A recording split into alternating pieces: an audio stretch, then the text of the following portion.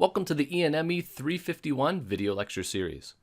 This is part 1 of a 3-part installment on digital to analog conversion. In this lesson, we'll take an introductory look at digital to analog conversion. Digital to analog converters, or DACs or DACs for short, convert digital words as bits or bytes to analog voltages, which are of course continuous in amplitude and time. It's important to note that this is not a DAC in the sense that it's a DAQ or a digital acquisition system, although you will hear the term DAC thrown around for these digital acquisition systems, although they're effectively ADCs, not digital to analog converters.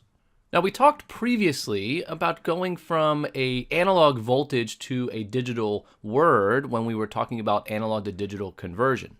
And these digital words, they had M bits, which means they would have 2 to the M possible codes.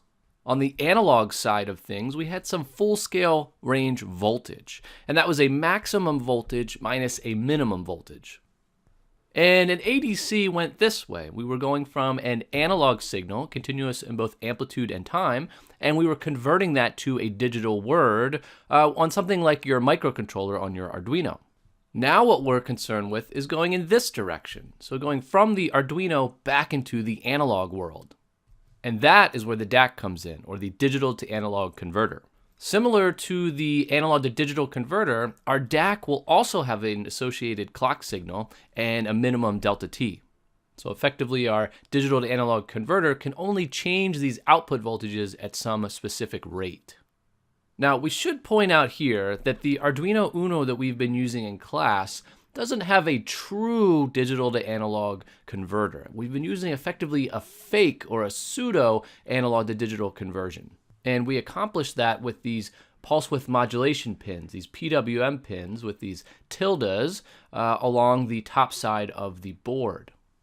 Other versions of the Arduino with different microcontrollers, such as the Arduino Due, that does have a true DAC, a true digital to analog converter. For the Due, for example, it's a 2-channel 12-bit DAC. Similar to the analog to digital converter, we can think of this process in terms of ideal conversion. On the x-axis will be our binary input code, and on our y-axis will be the output voltage, output by the DAC. And you'll note here that we're in terms of VFSR, so our y-axis has fractions of a VFSR. In an ideal conversion, we'd have an infinite number of input codes, and we would map perfectly between our input codes and our full-scale range output voltage. In reality, however, we end up with something that looks more like our blue dots. This is for a 2-bit DAC. So for an input code of 00, I'll get an output voltage of 0 volts. For an input code of 01, I'll get an output voltage of 1/4 of a full-scale range voltage. For an input code of 10, an output of 1/2 VFSR. And for an input code of 11, I'm up to 3/4 of a full-scale range voltage.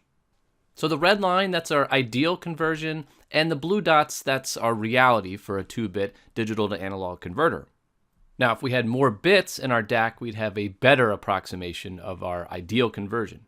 So in reality, the DACs have a limited number of input codes based on the number of bits associated with the DAC. In this example, M was equal to 2, and if we set a full-scale range voltage similar to something on your Arduino, we could call that 5 volts. Then code 00 would go to 0 volts, code 01 would go to 1.25 volts, code 10 would go to 2.5 volts, and code 11, in terms of an input code, would go to 3.75 volts. And so using this 2-bit DAC, I actually never get up to the full-scale range voltage. In general, given a digital code, I'm interested in computing what the resulting output voltage is produced by my DAC. My Vout will be some fraction based on the code and the total number of bits times my VFSR. And it is important to note that based on the particular setup of the digital to analog converter, that this might change slightly, right, depending on the specific implementation. As a quick example, let's consider a full-scale range voltage of 5 volts. We have 10 bits on this DAC, and the code is 351.